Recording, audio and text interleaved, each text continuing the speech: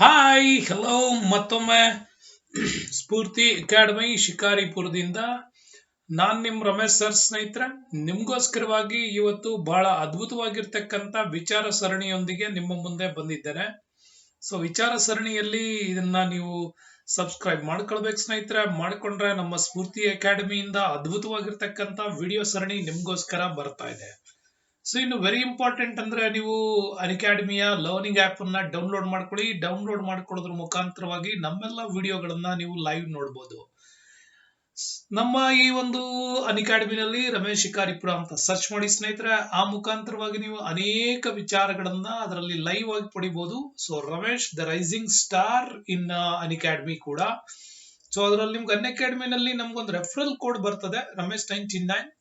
ಇದನ್ನ referral code, ಈ referral code ಬಳಸಿದ್ರೆ ನಿಮ್ಗೆ ಅದ್ಭುತವಾಗಿರ್ತಕ್ಕಂಥ ವಿಚಾರಗಳನ್ನ ಪಡೆಯೋದಕ್ಕೊಂದು ಅವಕಾಶ ಸಿಗುತ್ತೆ. ಜೊತೆಗೆ ಇನ್ನೂ ಅತ್ಯುತ್ತಮವಾಗಿರ್ತಕ್ಕಂಥ ಅನೇಕ ನಮ್ಮೆಲ್ಲ ಲೈವ್ ಸೆಷನ್ಸ್ ಗಳನ್ನ ನೀವು ಎಂಜಾಯ್ ಮಾಡಬಹುದು. ಸೊ ಓಕೆ ಸ್ನೇಹಿತರೆ, ಇವತ್ತು ಬಹಳ ಇಂಪಾರ್ಟೆಂಟ್ ಆಗಿರ್ತಕ್ಕಂಥ ಮ್ಯಾಟರ್ ಇದು.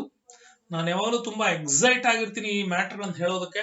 ಅದೇನೆ ಹೊಯ್ಸಳರ ಸಾಹಿತ್ಯ ಮತ್ತು ವಾಸ್ತುಶಿಲ್ಪದ ವಿಚಾರ. ತುಂಬಾ ಅದ್ಭುತವಾಗಿರ್ತಕ್ಕಂಥ ಸಾಹಿತ್ಯ ಕ್ಷೇತ್ರ ಮತ್ತು ವಾಸ್ತುಶಿಲ್ಪ ಬೇಕು. ಸೊ ಹಾಗಾಗಿ ಹೊಯ್ಸಳರ ಸಾಮ್ರಾಜ್ಯದ ಇತಿಹಾಸದ ಪುಟಗಳಲ್ಲಿ ಬಹಳ ಅದ್ಭುತವಾಗಿ ರಮೇಶ್ ಸರ್ ನಿಮ್ಗೋಸ್ಕರವಾಗಿ ಇದನ್ನ ತಂದು ಕೊಡ್ತಾ ಇದ್ದಾರೆ. ನೋಡಿದಂತ ಪ್ರತಿಯೊಬ್ಬರು ಕೂಡ ನಿಮ್ಗೆ ಇಷ್ಟ ಆಗ್ಬೋದು. ಇದರ ಲಿಂಕ್ ಅನ್ನ ನಿಮ್ಮ ಚಾನೆಲ್ಗಳಲ್ಲಿ ಶೇರ್ ಮಾಡಿ ಈ ವಿಡಿಯೋವನ್ನ. ಆ ನಂತರ ನೀವು ಎಲ್ಲದನ್ನು ಕೂಡ ಅದ್ಭುತವಾಗಿ ಇದರ ಯಶಸ್ಸನ್ನ ನೀವು ಕೂಡ ಗಳಿಸಬಹುದು ಅಂತ ನಂಗೆ ಅನ್ಸುತ್ತೆ. ಓಕೆ ಸೊ ಓಕೆ ಹೊಯ್ಸಳರ ಕಾಲಕ್ಕೆ ಬಂದಂತ 1, 2, 3 ಪ್ರಶ್ನೆಗಳನ್ನು ನೋಡೋಣ. ಆಮೇಲೆ ಅದರ ಅನಾಲಿಸಿಸ್ ಕೂಡ ಕೊಡ್ತೀನಿ. ಹೊಯ್ಸಳರ ಕಾಲದ ಪ್ರಮುಖ ಕವಿಯತ್ರಿ ಯಾರು? ಸೊ ಅಕ್ಕಮಹಾದೇವಿ, ಕಂತಿ ಹಂಪನ, ಶಾಂತಲೆ ಮತ್ತು ದುಗ್ಗಲಾದೇವಿ ಅಂತಿದೆ. ಯೋಚನೆ ಮಾಡಿ ನೋಡೋಣ.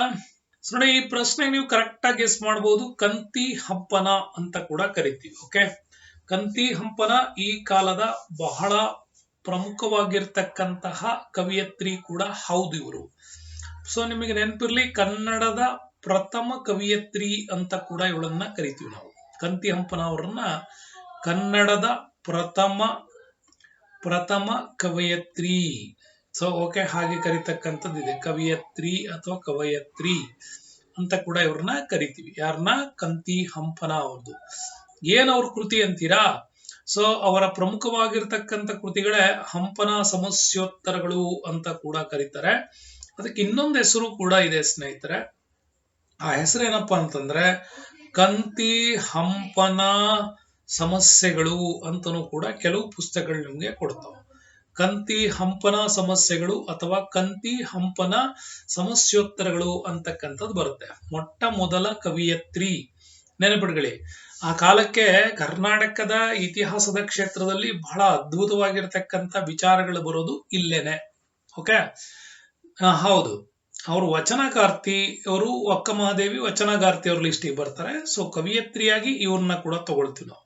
ನೆಕ್ಸ್ಟ್, 1ನೇ ಬಲ್ಲಾಳನ ಕಾಲದಲ್ಲಿ ವೆರಿ ಫೇಮಸ್ ಆಗಿ, ಈಗ ತಾನೇ ಹೇಳಿದೆ ನಿಮ್ಗೆ, ನಾಗಚಂದ್ರ. ಇವರನ್ನ ಅಭಿನವ ಪಂಪ ಅಂತ ಕರಿತೀವಿ ಮತ್ತು ಮನೋಹರ ಅಂತೇಳಿ ಕೂಡ ಕರಿತೀವಿ. ಯಾರನ್ನ? ನಾಗಚಂದ್ರನನ್ನ. ಸೊ ನಾಗಚಂದ್ರ ನೆನ್ಪಿರ್ಲಿ, ಹೊಯ್ಸಳರ ಕಾಲದ ಅತ್ಯದ್ಭುತವಾಗಿರ್ತಕ್ಕಂಥ ಜೈನ ಕವಿ ಇವರು. ಏನಿವರು? ಜೈನ ಕವಿ. ನೆನ್ಪಿಟ್ಕೊಳ್ಳಿ, ಅತ್ಯದ್ಭುತವಾಗಿರ್ತಕ್ಕಂಥ ಜೈನ ಕವಿ. ಅಭಿನವ ಪಂಪ ಅಂತ ಕೂಡ ಕರೀತಾರೆ. ಇವರು ಬರೆದಿರ್ತಕ್ಕಂಥದ್ದು ಮುಖ್ಯವಾಗಿರ್ತಕ್ಕಂಥ ಕೃತಿಗಳು. ಒಂದು ಮಲ್ಲಿನಾಥ ಪುರಾಣ ಅಂತ ಕೂಡ ಕರಿತೀವಿ. ಇದು ವೆರಿ ಇಂಪಾರ್ಟೆಂಟ್ ಆಗಿರ್ತಕ್ಕಂಥದ್ದು. ಜೊತೆಗೆ ರಾಮಚಂದ್ರ ಚರಿತ ಪುರಾಣ ಅಂತ ಕೂಡ ಕರಿತೀವಿ, ಅಥವಾ ಪಂಪ ರಾಮಾಯಣ ಅಂತಲೂ ಕೂಡ ಕರೀತಾರೆ. ಇನ್ನೊಂದು ಹೆಸರು ಕೂಡ ಹೇಳ್ತೀನಿ, ನೆನಪಿಡಿಕೊಳ್ಳಿ. ಏನ್ ಹೆಸರು ಇರುತ್ತೆ ಅದು? ರಾಮಚಂದ್ರ ಚರಿತ ಪುರಾಣ ಅಂತ ಕೂಡ ಕರೀತಾರೆ, ಅಥವಾ ಪಂಪ ರಾಮಾಯಣ ಅಂತಲೂ ಕೂಡ ಅದನ್ನ ಕರೀತಾರೆ.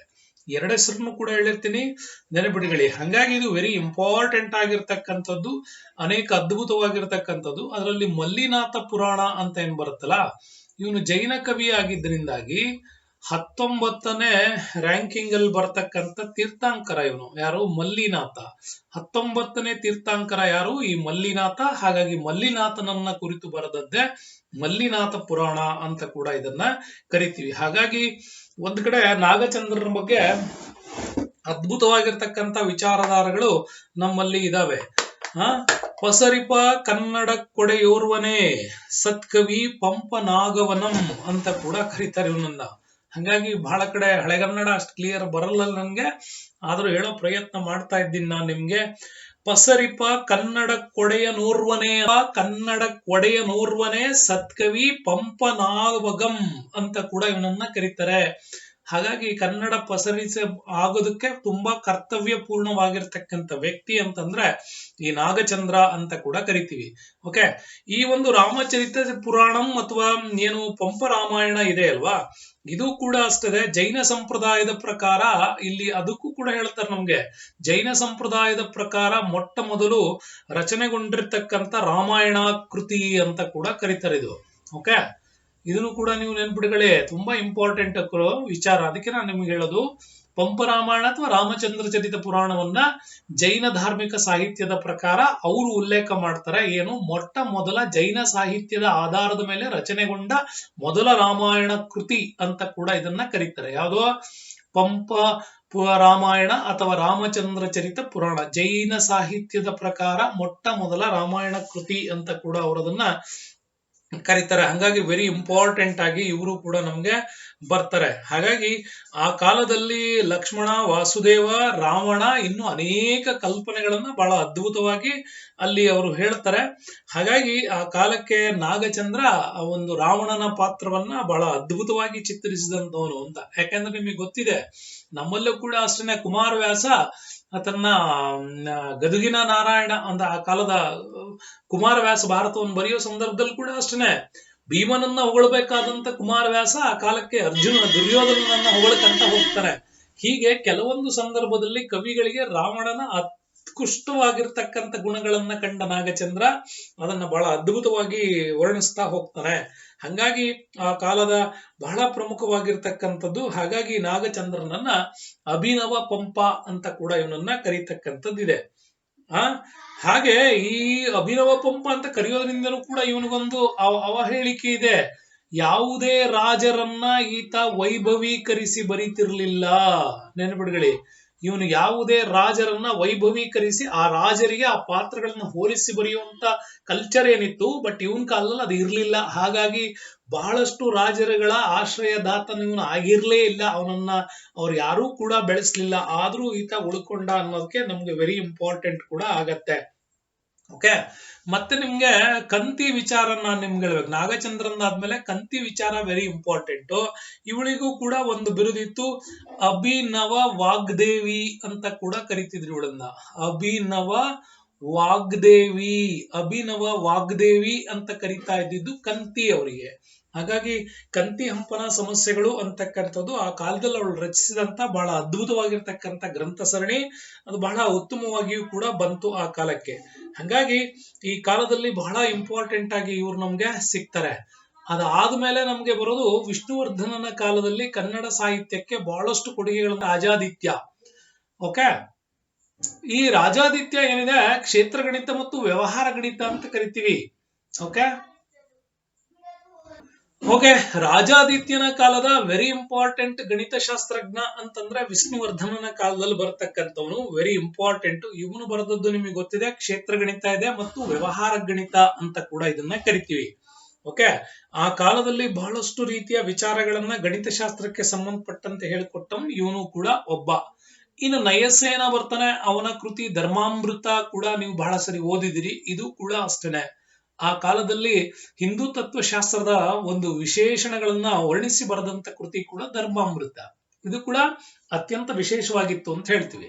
ಇನ್ನು ಇದೇ ವಿಷ್ಣುವರ್ಧನ ಕಾಲದಲ್ಲಿ ಬಂದಂತ ಸಂಸ್ಕೃತ ಸಾಹಿತ್ಯದಲ್ಲಿ ರಾಮಾನುಜಾಚಾರ್ಯರು ವೆರಿ ಇಂಪಾರ್ಟೆಂಟ್. ಹೇಳಿದೀನಿ ನಿಮ್ಗೆ, ಕುಲೋತ್ತುಂಗ ಚೋಳನಿಂದ ಶೋಷರಾಗಿದ್ರು. ಯಾಕೆಂದ್ರೆ ರಾಮಾನುಜಾಚಾರ್ಯರು ವೈಷ್ಣವ ಪಂಥವನ್ನ ಇವರು ಅಳವಡಿಸ್ಕೊಂಡಿದ್ರು. ಆದ್ರೆ ಅಲ್ಲಿರ್ತಕ್ಕಂಥ ಕುಲೋತ್ತುಂಗ ಚೋಳ ಆತ ಶೈವ ಪಂಥೀಯನಾಗಿದ್ದ. ಹಂಗಾಗಿ ವೈಷ್ಣವ ಪಂಥದ ರಾಮಾನುಜಾಚಾರ್ಯರನ್ನ ಆತ ವಿರೋಧ ಮಾಡ್ತಾ ಇದ್ದ. ಹಂಗಾಗಿ ಅವ್ರನ್ನ ಅಲ್ಲಿಂದ ಶ್ರೀರಂಗಂನಿಂದ ಕರ್ಕೊಂಡ್ ಬಂದ್ಬಿಟ್ಟು ಮೇಲುಕೋಟೆಯ ಚಲುವನಾರಾಯಣನ ದೇವಸ್ಥಾನದಲ್ಲಿ ಅವರಿಗೆ ಆಶ್ರಯವನ್ನ ನೀಡಿದ್ರು. ಇಲ್ಲಿಂದ ಶುರುವಾಗುತ್ತೆ ವೇದಾಂತ ಸಾರ, ವೇದಾಂತ ಸಂಗ್ರಹ, ವೇದಾಂತ ದೀಪಿಕಾ ಮತ್ತು ಬ್ರಹ್ಮಸೂತ್ರಗಳು ಅನ್ನೋ ಕೃತಿಗಳು. ಎಷ್ಟು ಅದ್ಭುತವಾಗಿರುತ್ತೆ ಅಂತಂದ್ರೆ ಬಹಳ ಅತ್ಯುತ್ತಮವಾಗಿ ಬರೀತಾರೆ.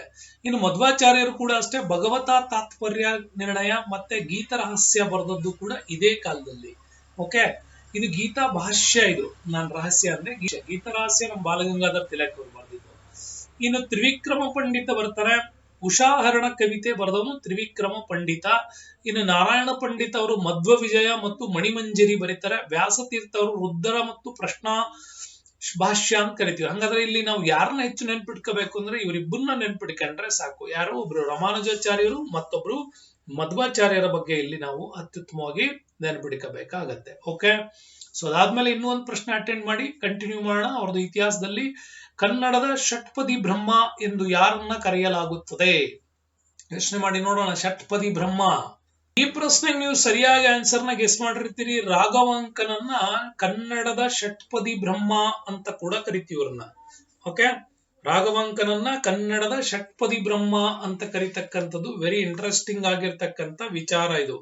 ಯಾಕೆ ಅಂತಂದ್ರೆ ನೀವು ಆ ಕಾಲಕ್ಕೆ ನಮಗೆ ಬರ್ತಕ್ಕಂತಹ ಈ ಹರಿಹರನಿಗೆ ಆತ ಸೋದರ ಅಳಿಯ ಏನಾಗಿದ್ದ? ಇವನು ಹರಿಹರನಿಗೆ ಸೋದರ ಅಳಿಯ ಆಗಿದ್ದ.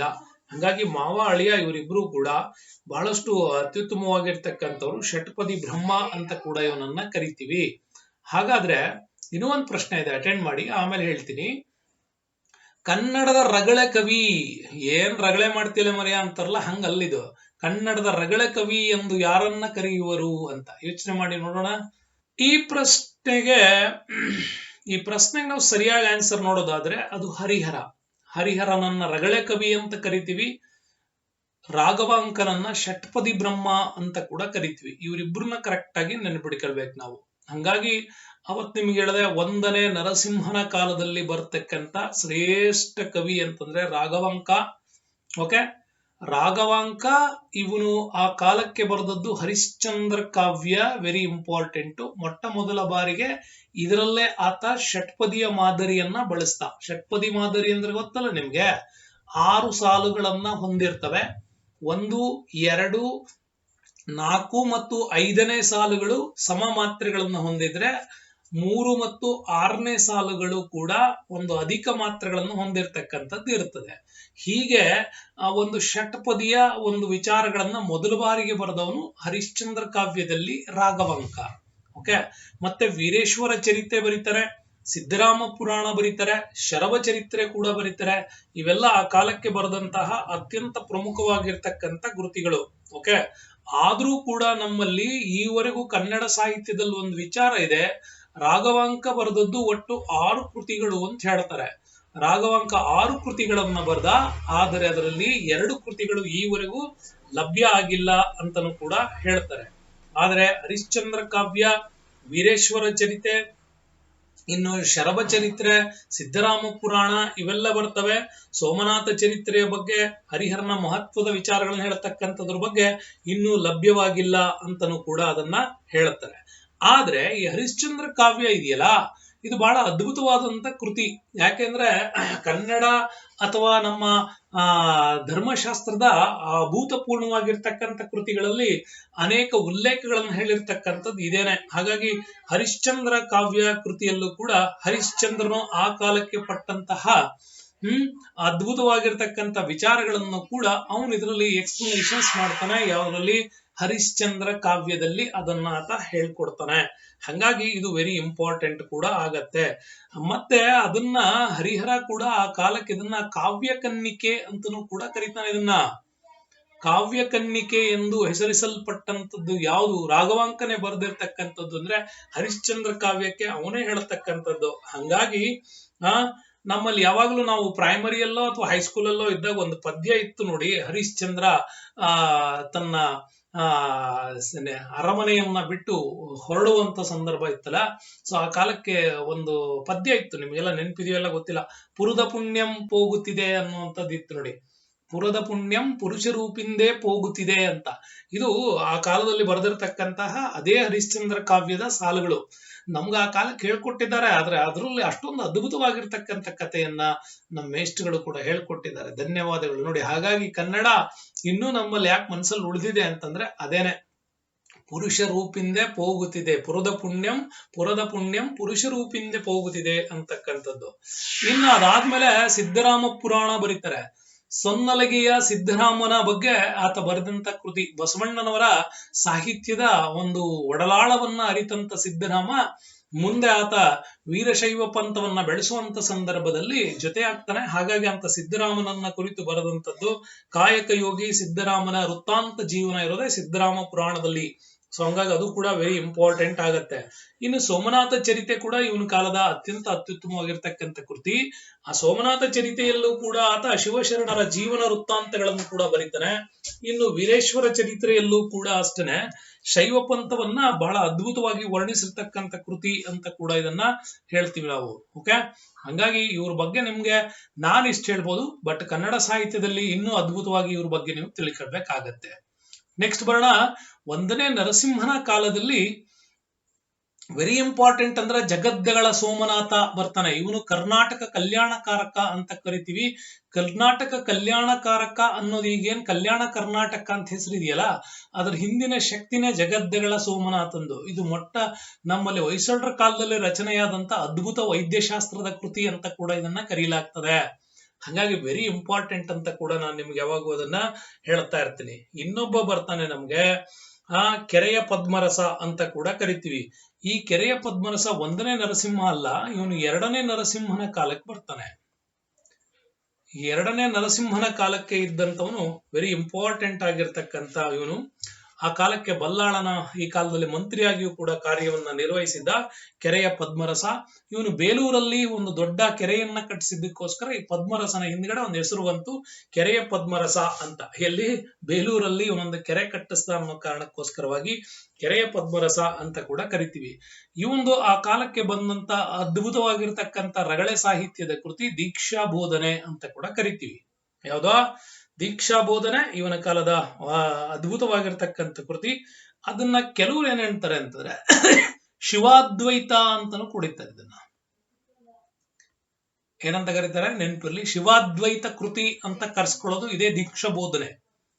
ಇಂಥವೇ ನಿಮ್ಗೆ FDA KPSC ಸೀನ್ ಅಂತ ಕನ್ನಡ ಸಾಹಿತ್ಯ ಲಿಟರೇಚರ್ ಅಲ್ಲಿ ಇಂಥ ಪ್ರಶ್ನೆಗಳು ತುಂಬಾನೇ ಬರ್ತವೆ. ಹಂಗಾಗಿ ಹೊಯ್ಸಳರನ್ನ ಓದ್ಬೇಕು ಅಂತಂದ್ರೆ ನೀವು ಅವ್ರ ಸಾಹಿತ್ಯನ ತುಂಬಾ ಚೆನ್ನಾಗಿ ಓದ್ಕೋಬೇಕಾಗತ್ತೆ. ಹಂಗಾಗಿ ದೀಕ್ಷಾ ಬೋಧನೆ ಏನಿದೆಯಲ್ಲ, ಇದನ್ನ ಶಿವಾದ್ವೈತ ಅಂತ ಕೂಡ ನಾವು ಇದನ್ನ ಅತ್ಯುತ್ತಮವಾಗಿ ಹೇಳ್ತೀವಿ. ಇದು ಕೆರೆಯ ಪದ್ಮರಸ ಆ ಕಾಲದಲ್ಲಿ ರಚನೆ ಮಾಡಿರ್ತಕ್ಕಂಥ ಅತ್ಯುತ್ತಮ ಕೃತಿ ಅಂತ ಹೇಳ್ತೀವಿ.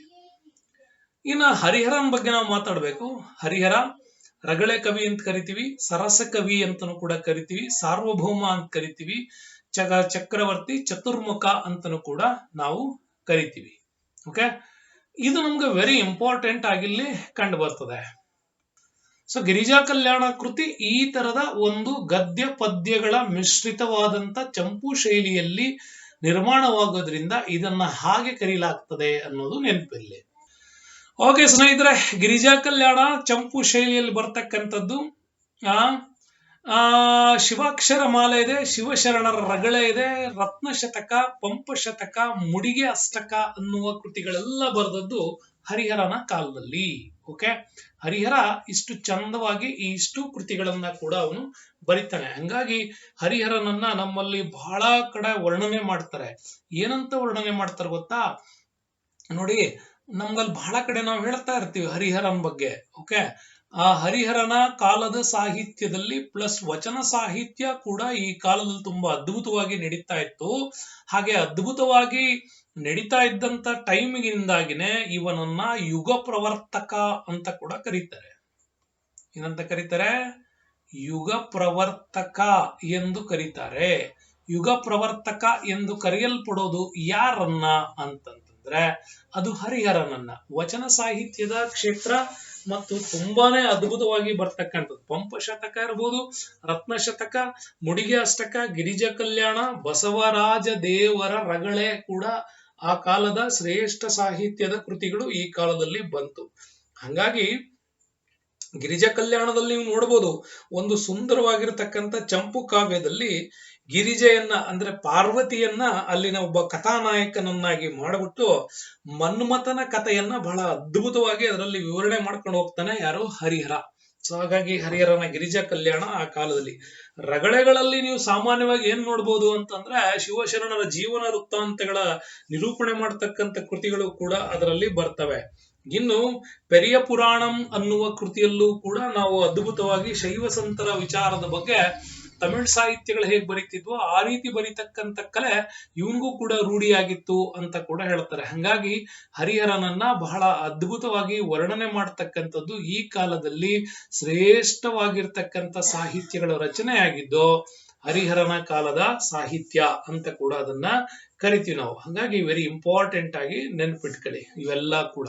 ಓಕೆ, ಸೊ ಇದರ ನೆಕ್ಸ್ಟ್ ನಾವು ನೋಡ್ಬೋದಾಗಿರ್ತಕ್ಕಂಥ ವಿಚಾರ ಅಂತಂತಂದ್ರೆ ಎರಡನೇ ಬಲ್ಲಾಳನ್ ವಿಚಾರ.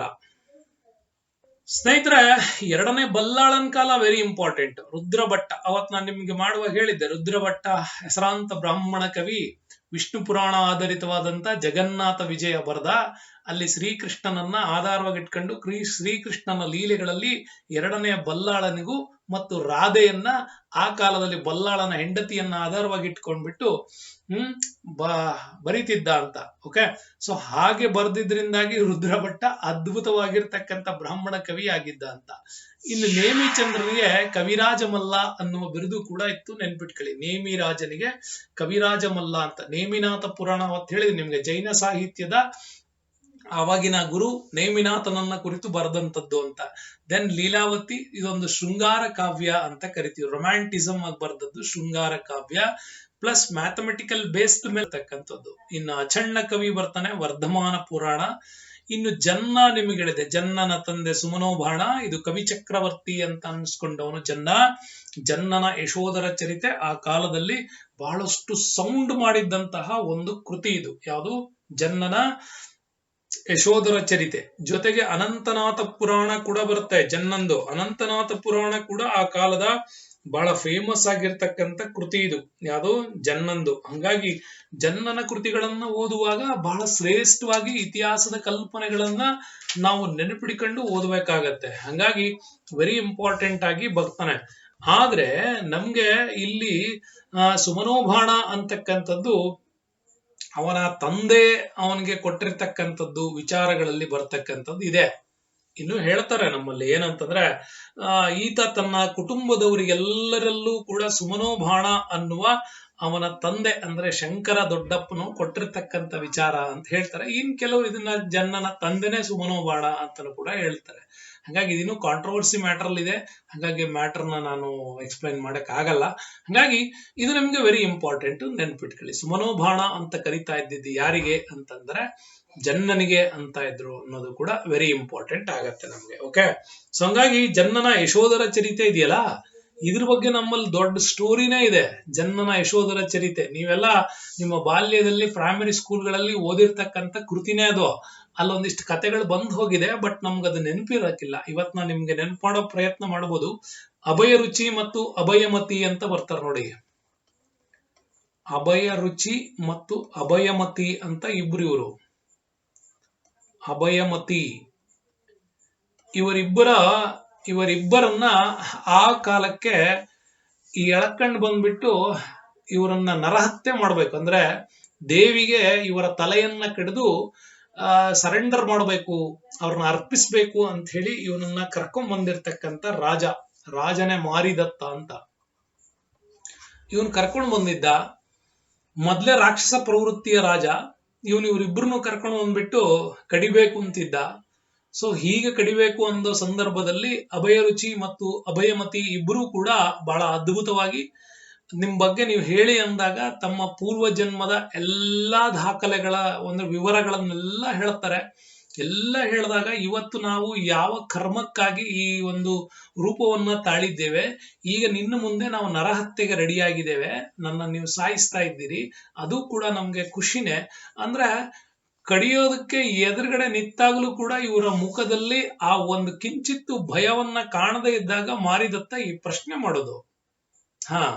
ಹಾಗೆ ಪ್ರಶ್ನೆ ಮಾಡುವಾಗಲೇನೆ ಇದು ವಿಚಾರಗಳು ಹೊರಗೆ ಬರುತ್ತೆ. ಅವರಲ್ಲಿ ಆ ಮುಖದಲ್ಲಿ ಸ್ವಲ್ಪವೂ ಭಯ ಇಲ್ಲದೆ ಇರೋದನ್ನ ಕಂಡ್ಬಿಟ್ಟು ಯಾರ್ ನೀವು ಏನ್ ನೀವು ಅಂತೆಲ್ಲ ವಿಚಾರ ಮಾಡಿದಾಗ ಸಿಗತ್ತೆ. ಹಾಗಾಗಿ ಈ ಮಾರಿದತ್ತ ಅನ್ನುವ ರಾಜ ಹಿಂಸಾತ್ಮಕ ರೂಪದಿಂದ ಅಹಿಂಸಾ ಪ್ರವೃತ್ತಕ್ಕೆ ಆತ ಬದಲಾವಣೆ ಆದ ಅಂತ. ಈಗ ಅಹಿಂಸಾ ವೃತ್ತಕ್ಕೆ ಬದಲಾವಣೆಯಾದಂತಹ ಸುಂದರವಾದ ಸ್ಟೋರಿಯನ್ನ ಬರಿತಾನೆ ಇದೇ ಯಶೋಧರ ಚರಿತೆಯಲ್ಲಿ. ಹಂಗಾಗಿ ಯಶೋಧರ ಚರಿತೆ ಬಹಳ ಅದ್ಭುತವಾಗಿರ್ತಕ್ಕಂಥ ಕೃತಿ ಆಗಿತ್ತು. ಆದ್ರೆ ಕೆಲವರು ಇದನ್ನ ಏನ್ ಹೇಳ್ತಾರೆ ಅಂತಂದ್ರೆ, ಈ ಹಿಂದೆ ವಾದಿರಾಜ ಬರೆದಿರ್ತಕ್ಕಂಥ ಯಶೋಧರ ಚರಿತೆ ಇತ್ತು, ಆ ಯಶೋಧರ ಚರಿತೆ ಒಂದು ರೂಪಾಂತರ ಕೃತಿನೇ ಇದು ಅಂತ ಕೂಡ ಹೇಳ್ತಾರೆ. ಅವ್ರು ಏನ್ ಹೇಳ್ತಾರ ಬಿಡ್ತಾರೆ, ಅದಿನ್ನೋ ಕಾಂಟ್ರವರ್ಸಿ ಅಲ್ಲಿ ಹೇಳ್ತಾ ಇದ್ದಾರೆ, ಅದು ನಮಗ್ ಬೇಡ. ಬಟ್ ಯಶೋಧರ ಚರಿತೆಯಲ್ಲಿ ಏನ್ ಸ್ಟೋರಿ ಇದೆ, ಒಬ್ಬ ರಾಜನನ್ನ ಹಿಂಸಾತ್ಮಕ ಪ್ರವೃತ್ತಿಯಿಂದ ಅಹಿಂಸಾತ್ಮಕ ಪ್ರವೃತ್ತಿಗೆ ಬದಲಾಯಿಸುವಂತ ದೊಡ್ಡ ಪ್ರಯತ್ನ ನಡೆದಿತ್ತು, ಅದು ಇವ್ರ ಕಾಲದಲ್ಲಿ. ಹಂಗಾಗಿ ಅದಿಷ್ಟನ್ನು ನಾವು ಸರಿಯಾಗಿ ತಿಳ್ಕೊಂಡ್ಬಿಟ್ರೆ ಸಾಕು. ಓಕೆ, ಅದು ನಮಗೆ ಬೇಕಾಗತ್ತೆ. ನೆಕ್ಸ್ಟ್ ಬರೋಣ. ಇನ್ನೊಂದು ಅದ್ಭುತವಾದ ಪ್ರಶ್ನೆ ಇದೆ, ಅಟೆಂಡ್ ಮಾಡಿ. ನಿಮ್ಗೆ ಕನ್ನಡದ ಅತ್ಯುತ್ತಮ ವ್ಯಾಕರಣ ಗ್ರಂಥ ಶಬ್ದಮಣಿ ದರ್ಪಣವನ್ನ ಬರೆದವರು ಯಾರು ಅಂತ. ಕುವೆಂಪು, ನಾಗಚಂದ್ರ, ರನ್ನ, ಕೇಶಿರಾಜ. ಈ ಪ್ರಶ್ನೆಗೆ ತಾವೆಲ್ಲರೂ ಅದ್ಭುತವಾಗಿ ಗೆಸ್ ಮಾಡಿರ್ತೀರಿ. ಕೇಶಿರಾಜ. ಹೌದು, ಕೇಶಿರಾಜ. Thank you. ಕೇಶಿರಾಜ ಬಹಳ ಅದ್ಭುತವಾಗಿ ಅವತ್ತಿನ ಕಾಲಕ್ಕೆ ಕನ್ನಡದ ವ್ಯಾಕರಣದ ಅದ್ಭುತವಾಗಿರ್ತಕ್ಕಂಥ ರೂಢಿಗಳನ್ನ ನಮ್ಗೆ ಕಲಿಸ್ಕೊಟ್ಟವನು. ಇವಾಗ್ಲೂ ಕೂಡ ಇವನ ಬೇಸ್ಮೆಂಟ್ ಮೇಲೆ ಇರ್ತಕ್ಕಂಥದ್ದು ನಮ್ಗೆ ವ್ಯಾಕರಣದ ಅನೇಕ ಕೃತಿ ವಿಚಾರಗಳನ್ನ ಕೇಶಿರಾಜ ನಮ್ಗೆ ಇದನ್ನ ಹೇಳ್ಕೊಟ್ಟಿದ್ದಾರೆ. ಓಕೆ, ಹಂಗಾಗಿ ಆ ಕಾಲದ ಸುಪ್ರಸಿದ್ಧವಾಗಿರ್ತಕ್ಕಂಥ ವ್ಯಾಕರಣಕಾರ. ಸೊ ಆ ಕಾಲದಲ್ಲಿ ವ್ಯಾಕರಣದ ಮಹತ್ವವನ್ನ ಅತ್ಯಂತ ಅದ್ಭುತವಾಗಿ ಹೇಳ್ಕೊಟ್ಟವನು. ಇವನ ವ್ಯಾಕರಣದ ಕೃತಿಯ ಆಧಾರದ ಮೇಲೆನೆ ಅನೇಕ ಸಾಹಿತ್ಯ ಕೃತಿಗಳು ರಚನೆ ಆಗಿದ್ದು, ಕೇಶಿರಾಜ ನಮ್ಮ ಈ ನೆಲದಲ್ಲಿ ಹುಟ್ಟಿ ಬದುಕಿ ಬಾಳಿ ನಮಗೆ ಕಲಿಸಿದಂತ ರೂಪ ಅಂತಾನೆ ಕೂಡ ಅದನ್ನ ನಾವು ಹೇಳ್ಬೋದು. ಹಂಗಾಗಿ ಕೇಶಿರಾಜ ಬಹಳ ಅದ್ಭುತವಾಗಿರ್ತಕ್ಕಂಥ ಕುದು. ಹಂಗಾಗಿ ನೆನಪಿಟ್ಕೊಳ್ಳಿ, ಕೇಶಿರಾಜ ಬರ್ತಕ್ಕಂಥದ್ದು 2ನೇ ನರಸಿಂಹನ ಕಾಲಕ್ಕೆ ಬರ್ತಾನೆ. ಕೇಶಿರಾಜ ಈತ ಮಲ್ಲಿಕಾರ್ಜುನನ ಮಗ. ಇವನು ಬರೆದದ್ದೇ ಶಬ್ದಮಣಿ ದರ್ಪಣ, ಮತ್ತೆ ಬಹಳ ಅತ್ಯುತ್ತಮವಾದ ವ್ಯಾಕರಣ ಕೃತಿ. ದೆನ್ ಮಲ್ಲಿಕಾರ್ಜುನ ಸೂಕ್ತ ಸುಧಾರಣವ ಕೂಡ ಬರೀತಾನೆ. ಪೊಲ್ಲಾಳ ದಂಡನಾಥ ಹರಿಚಾರಿತ್ರ್ಯ ಕೂಡ ಬರೀತಾನೆ. ಹಂಗಾಗಿ ಇವೆಲ್ಲ ಆ ಕಾಲಕ್ಕೆ ಇದ್ದಂತಹ ಬಹಳ ಅದ್ಭುತವಾಗಿರ್ತಕ್ಕಂಥ ಕೃತಿಗಳು ಅಂತಲೂ ಕೂಡ ಇವ್ರನ್ನ ಕರಿತೀವಿ. ಜೊತೆಗೆ ನಿಮ್ಗೆ ಯುದ್ಧ ಮಾಡುವಾಗ ಹೇಳಿದೀನಿ, 2ನೇ ನರಸಿಂಹ ಮತ್ತು ಪಾಂಡ್ಯರ ನಡುವಿನ ವಿಚಾರಗಳ ಬಗ್ಗೆ ಈ ಹಿಂದಿನ ವಿಡಿಯೋದಲ್ಲಿ ಕೂಡ ನಿಮ್ಗೆ ಹೇಳಿದೀನಿ. ಪಾಂಡ್ಯ ದೊರೆಗಳು ಕೂಡ ಇವನನ್ನ ವಲ್ಲಭ ಎಂದು ತನ್ನ ಶಾಸನಗಳಲ್ಲಿ ವಿವರಣೆ ಮಾಡಿದ್ರು ಅಂತಾನೂ ಕೂಡ ಹೇಳಿದೀನಿ. ಅವನನ್ನ ಈ ರೀತಿಯ ಬಿರುದುಗಳಿಂದ ಕರಿತಾ ಇದ್ರು ಅಂತಾನೂ ಕೂಡ ಹೇಳಿದೀನಿ. ಸೊ ಹಂಗಾಗಿ ಅದೊಂದು ಸ್ವಲ್ಪ ನೀವು ರಿವೈಂಡ್ ಮಾಡ್ಕೊಂಡು ಹಿಂದಿನ ವಿಡಿಯೋಗಳನ್ನು ಕೂಡ ನೋಡಿ ಗೊತ್ತಾಗತ್ತೆ. ಸೊ ಹಂಗಾಗಿ ಇವನನ್ನ ಆ ಕಾಲದಲ್ಲಿ ಕರೆಯಲ್ಪಟ್ಟಂತಹ ಒಂದು ಅತ್ಯುತ್ತಮವಾದಂತ ವಿಚಾರ ಅನ್ನೋದು ಕೂಡ ನಿಮ್ಗೆ ಬರ್ತದೆ. ಯಾರ್ದು? ಈ ಕೇಶಿರಾಜನ ಒಂದು ವಿಚಾರದಲ್ಲಿ ಬರ್ತದೆ. ಹಂಗಾಗಿ ಕೇಶಿರಾಜನ ವಿಚಾರವನ್ನು ಓದುವಾಗ ನಮ್ಗೆ ಅದ್ಭುತವಾಗಿ ಈ ಎಲ್ಲ ವಿಚಾರಗಳು ನಮ್ಗೆ ಸಿಗ್ತಾ ಹೋಗತ್ತೆ. ಮತ್ತು ಆ ಕಾಲಕ್ಕೆ ರಚನೆಯಾಗಿರ್ತಕ್ಕಂಥ ಮಧ್ವಾಚಾರ್ಯರು ಕೂಡ ಮತ್ತು ರಾಮಾನುಜಾಚಾರ್ಯರು ಕೂಡ ಒಂದು ಗೀತಾ ತಾತ್ಪರ್ಯ ನಿರ್ಣಯ, ಮಹಾಭಾರತದ ತಾತ್ಪರ್ಯ ನಿರ್ಣಯ, ಉಷಾಪಹರಣ, ನಾರಾಯಣ ಪಂಡಿತ ಬರೆದಂತ ಮಧ್ವ ವಿಜಯ, ಇವೆಲ್ಲವೂ ಕೂಡ ನಮ್ಗೆ ತುಂಬಾನೇ ಪ್ರಮುಖವಾಗಿರ್ತಕ್ಕಂಥ ಕೃತಿಗಳಾಗಿ ಕಂಡು ಬರ್ತವೆ. ಹಂಗಾಗಿ ಆ ಎಲ್ಲ ಕೃತಿಗಳನ್ನ 2ನೇ ನರಸಿಂಹನ ಕಾಲದಲ್ಲಿ ಬರ್ತಾರೆ. ಇದರಲ್ಲಿ 3 ಜನ ಅಪ್ಪ ಮಕ್ಕಳು ಬರ್ತಾರೆ. 1ನೇ ವಿದ್ಯಾ ಚಕ್ರವರ್ತಿ, 2ನೇ ವಿದ್ಯಾ ಚಕ್ರವರ್ತಿ, 3ನೇ ವಿದ್ಯಾ ಚಕ್ರವರ್ತಿ ಅಂತ ಕರಿತೀವಿ. ಹಂಗಾಗಿ 2ನೇ ನರಸಿಂಹನ ಕಾಲದ ಸಂಸ್ಕೃತ ಶಾಸನಗಳ ರಚನೆಕಾರ ಯಾರು ಅಂತನೂ ಕೂಡ ಕೇಳಿದ್ದಾರೆ. 1ನೇ ವಿದ್ಯಾ ಚಕ್ರವರ್ತಿಯನ್ನ ಏನಂತ ಕರೆದಿದ್ದಾರೆ? ಸಂಸ್ಕೃತ ಶಾಸನಗಳ ರಚನೆಕಾರ, ಈ ಕಾಲಕ್ಕಿದ್ದಂತ ಶ್ರೇಷ್ಠ. ಅವನ ಮಗ 2ನೇ ವಿದ್ಯಾ ಚಕ್ರವರ್ತಿ ಬರ್ತಾನೆ. ಗದ್ಯ ಕರ್ಣಾಮೃತ ಹೇಳಿದ್ನಲ್ಲ, ಅದನ್ನು ಬರೆದವನು ಇವನೇನೆ. ಇನ್ನು 3ನೇ ವಿದ್ಯಾ ಚಕ್ರವರ್ತಿ ಬರ್ತಾನೆ, ರುಕ್ಮಿಣಿ ಕಲ್ಯಾಣವನ್ನ ಬರೀತಾನೆ. ಇವರು 3 ಜನ ಅಪ್ಪ ಮಕ್ಕಳು ಕೂಡ ಆ ಕಾಲದಲ್ಲಿ ಇದ್ದಂತವ್ರು ವೆರಿ ಇಂಪಾರ್ಟೆಂಟ್ ಆಗಿ ನಮ್ಗೆ ಸಿಗ್ತಾರೆ. ಇನ್ಯಾರೋ ಪರಾಶರ ಭಟ್ಟ ಬರೀತಾನೆ ಶ್ರೀ ಗುಣರತ್ನ ಕೋಶ. ಇದನ್ನ ಆಲ್ರೆಡಿ ನಮ್ಮ ಎಕ್ಸಾಮ್ಸ್ ಗಳಲ್ಲಿ ಕೇಳಿದ್ದಾರೆ. SDA ಕನ್ನಡ ಮತ್ತು ಇಂಗ್ಲಿಷ್ FDA ಕನ್ನಡದಲ್ಲಿ ಈ ಪ್ರಶ್ನೆ ಬಂದಿದೆ. ಪರಾಶರ ಭಟ್ಟ ಶ್ರೀ ಗುಣರತ್ನ ಕೋಶ ಆ ಕಾಲಕ್ಕೆ ಬರೆದಿರೋದು. ಆಮೇಲೆ ರಾಮಮಿತ್ರ ದೇಶಿಕ ಅಂತ ಬರುತ್ತೆ, ಶ್ರೀಭಾಷ್ಯ ವಿವೃತ್ತಿ ಅಂತ. ವತ್ಸ ವರಧರ ಅಂತ ಬರುತ್ತೆ, ತತ್ವಸಾರ. ವರದನಾರಾಯಣ ಭಟ್ಟಾರಕ ಅಂತ ಬರುತ್ತೆ, ಪರಿಜ್ಞಾಪಾರಿತ್ರಾಣ ಅಂತ ಕೂಡ ಬರ್ತದೆ. ಸೊ ಇವೆಲ್ಲ ಆ ಕಾಲಕ್ಕೆ ಬಂದಂತಹ ಶ್ರೇಷ್ಠವಾಗಿರ್ತಕ್ಕಂಥ ಎರಡನೇ ನರಸಿಂಹನ ಕಾಲದಲ್ಲಿ ಬಂದಿರತಕ್ಕಂಥ ಕೃತಿಗಳ ವಿಚಾರ ಆಗ್ತದೆ. ಓಕೆ, ಅದಾದ್ಮೇಲೆ ನಾವು ಸಾಹಿತ್ಯದಲ್ಲಿ ಇಷ್ಟೊಂದು ವಿಚಾರ ಏನ್ ಬರುತ್ತೆ, ಇದಿಷ್ಟು ವಿಚಾರನೂ ಕೂಡ ನೀವು ಒಂದಲ್ಲ ಎರಡು ಸಾರಿ ನೋಡ್ಕೊಳ್ಳಿ. FDA ಎಕ್ಸಾಮ್ಸ್ಗೆ, SDA ಎಕ್ಸಾಮ್ಸ್ಗೆ, ಕನ್ನಡ ಪೇಪರ್ಗೆ ಸಂಬಂಧಪಟ್ಟಂಗೆ ಇಷ್ಟು ವಿವರಗಳನ್ನ ನಿಮ್ಗೆ ಅದ್ಭುತವಾಗಿ ಹೇಳ್ಕೊಟ್ಟಿದ್ದೀನಿ. ಓಕೆ, ಇದಾದ್ಮೇಲೆ ನೆಕ್ಸ್ಟ್ ನಮ್ಗೆ ಬರ್ತಕ್ಕಂಥ ಪ್ರಶ್ನೆ ಬಗ್ಗೆ ಮಾತಾಡ್ತೀನಿ. ಅದೇನೆ ವಾಸ್ತುಶಿಲ್ಪದ ಬಗ್ಗೆ. ಹೊಯ್ಸಳರಲ್ಲಿ ನೀವು ತುಂಬಾ ಚೆನ್ನಾಗಿ ತಿಳ್ಕೋಬೇಕಾಗಿರೋದೆ ವಾಸ್ತುಶಿಲ್ಪದ ಬಗ್ಗೆ. ಓಕೆ, ವಾಸ್ತುಶಿಲ್ಪದ ಬಗ್ಗೆ ನೋಡಿ, ಇಲ್ಲೊಂದು ವಾಸ್ತುಶಿಲ್ಪ ಹೇಳ್ತಾರೆ, ಹೊಯ್ಸಳರ ಕಾಲದಲ್ಲಿ ಅವರ ದೇವಾಲಯಗಳ ಮುಖ್ಯ ಲಕ್ಷಣ ಏನಾಗಿತ್ತು ಅಂತ. ಒಂದು ಪಟ್ಟಕ ಮಾದರಿ ರಚನೆಗಳು, ಬೃಹತ್ ಗೋಪುರಗಳ ನಿರ್ಮಾಣ, ಬಸದಿ ಸ್ವರೂಪಗಳ ರಚನೆ, ಪಂಚಕೂಟಗಳ ರಚನೆ ಅಂತಿದೆ. ಸೊ ಯೋಚನೆ ಮಾಡಿ ನೋಡೋಣ. ಸೊ ಇವರ ದೇವಾಲಯಗಳಲ್ಲಿ ಬಹಳ ವಿಶೇಷವಾದ ರಚನೆ ಅಂದ್ರೆ ಪಂಚಕೂಟಗಳ ರಚನೆ ಅಂತ ಕರಿತೀವಿ. ಪಂಚಕೂಟಗಳ ರಚನೆ ಅಂತ ಕೂಡ ಕರಿತೀವಿ. ಪಂಚಕೂಟಗಳ ರಚನೆ ಇವ್ರ ಕಾಲದಲ್ಲಿ ಅಂದ್ರೆ, ಇವರ ಕಾಲ ಈ ಹಿಂದಿನ ಎಲ್ಲಾ ವಾಸ್ತುಶಿಲ್ಪಗಳಲ್ಲಿ ಏನಾಗ್ತಿತ್ತು ಅಂತಂತಂದ್ರೆ, ಸಾಮಾನ್ಯವಾಗಿ ಏಕಕೂಟಗಳು ಅಂತ ಇರ್ತಾ ಇದ್ವು. ಫಸ್ಟ್ ಹೇಳ್ತೀನಿ ನಿಮ್ಗೆ, ಏಕಕೂಟ ಅಂದ್ರೆ ಒಂದು ಗರ್ಭಗುಡಿಯನ್ನ ಹೊಂದಿರ್ತವೆ. ಏನೋ ಒಂದು ಗರ್ಭಗುಡಿಯನ್ನ ಹೊಂದಿದ್ದನ್ನ ಏಕಕೂಟ ಅಂತ ಕೂಡ ಕರೀತಾರೆ. ದ್ವಿಕೂಟ ಅಂತಂದ್ರೆ ಎರಡು ಗರ್ಭಗುಡಿ ಇರ್ತವೆ. ತ್ರಿಕೂಟ ಅಂತ ಇದ್ರೆ ಮೂರು ಗರ್ಭಗುಡಿಗಳಿರ್ತವೆ. ಚತುಷ್ಕೂಟಗಳು ಅಂತ ಇದ್ರೆ 4 ಗರ್ಭಗುಡಿಗಳಿರ್ತವೆ. ಇನ್ನು ಪಂಚಕೂಟಗಳು ಅಂತ ಇದ್ರೆ 5 ಗರ್ಭಗುಡಿಗಳನ್ನು ಹೊಂದಿರುವ ದೇವಾಲಯಗಳನ್ನ ಕಟ್ಟಿರೋದು ಯಾರಾದ್ರೂ ವಿಶೇಷವಾಗಿ ಆರ್ಕಿಟೆಕ್ಚರ್ ಇದೆ ಅಂದ್ರೆ ಅದು ಹೊಯ್ಸಳರ ಕಾಲಕ್ಕೆ ಮಾತ್ರ. ಅದಕ್ಕೊಂದಿಷ್ಟು ಎಕ್ಸಾಂಪಲ್ಸ್ ಕೂಡ ನಿಮ್ಗೆ ನಾನು ಹೇಳ್ಬೇಕು ಅಂತಂದ್ರೆ ನೋಡಿ, ಏಕಕೂಟ ಮಾದರಿಯ ದೇವಾಲಯ ಹೊಯ್ಸಳರ ಕಾಲದಲ್ಲಿ ಯಾವುದು ಅಂದ್ರೆ ಅದು ಬೇಲೂರು. ನೆನ್ಪಿಡ್ಕೊಳ್ಳಿ, ಬೇಲೂರಲ್ಲಿ ಇವ್ರು ಕಟ್ಟಿರೋದು ಏಕಕೂಟ ಮಾದರಿಯ ವಾಸ್ತುಶಿಲ್ಪ. ಅದು ಬೇಲೂರಿನ ಚನ್ನಕೇಶವ ದೇವಾಲಯ ಏಕಕೂಟ ಮಾದರಿಯ ವಾಸ್ತುಶೈಲಿ. ಕಾರಣ ಅಂದ್ರೆ ಅಲ್ಲಿ ಒಂದೇ ಗರ್ಭಗುಡಿ ಬರುತ್ತೆ. ಓಕೆ, ಇನ್ನು ದ್ವಿಕೂಟ ಮಾದರಿಯ ಗರ್ಭಗುಡಿಗಳು ಅಂತಂದ್ರೆ ಹಳಬೀಡಲ್ ಕಟ್ಟಿರೋ ದೇವಾಲಯಗಳು ದ್ವಿಕೂಟ ಮಾದರಿ, 2 ಗರ್ಭಗುಡಿಗಳನ್ನ ಹೊಂದಿದಾವೆ.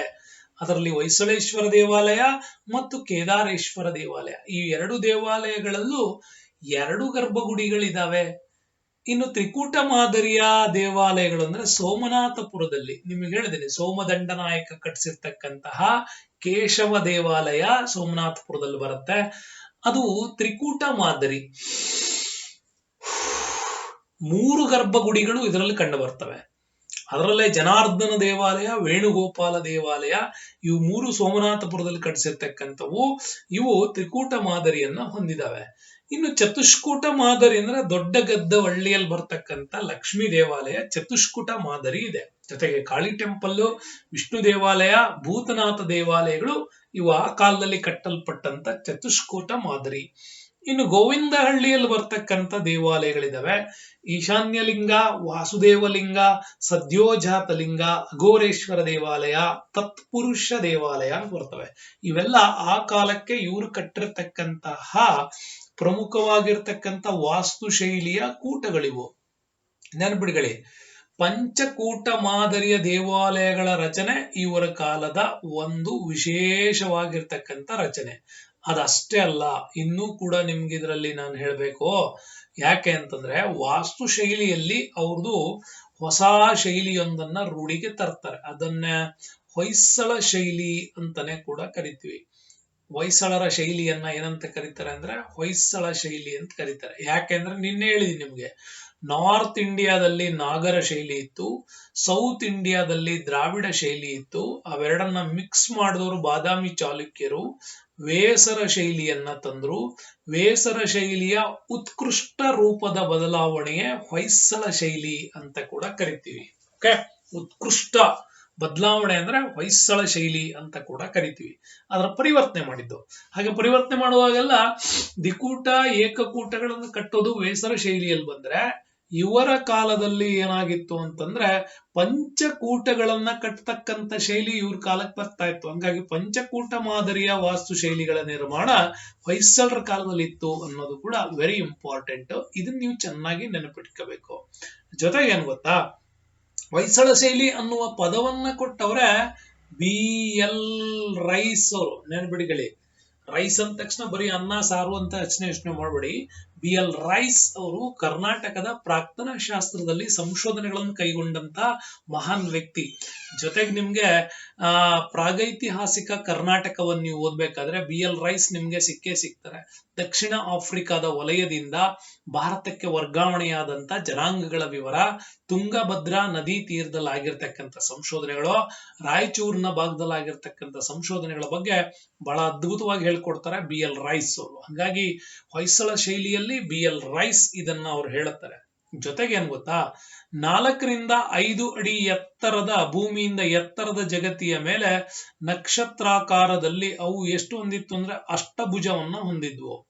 ಓಕೆ, ಅಷ್ಟಭುಜವನ್ನ ಹೊಂದಿರತಕ್ಕಂತಹ ನಕ್ಷತ್ರಾಕಾರದ ಜಗತ್ತಿಯ ಮೇಲೆ ಇವರು ದೇವಾಲಯಗಳನ್ನ ಕಟ್ತಾ ಇದ್ರು. ಓಕೆ, ಅದು ಕೂಡ ನಿಮ್ಗೆ ನೆನಪಿರ್ಲಿ.